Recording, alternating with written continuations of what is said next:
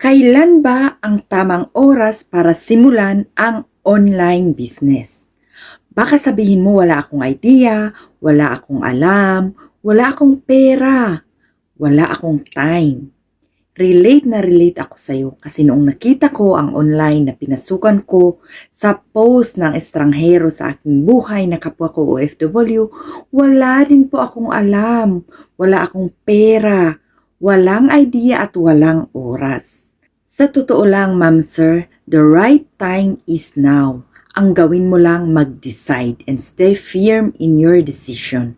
Kung wala kang pera na katulad ko, mas lalong gawan ng paraan.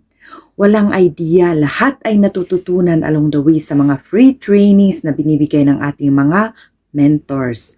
Sayang ang oras. 5 years ago, pinansyal ang problema natin. Kung di natin umpisahan ngayon, 5 years later, mas doble ang problema natin sa pinansyal.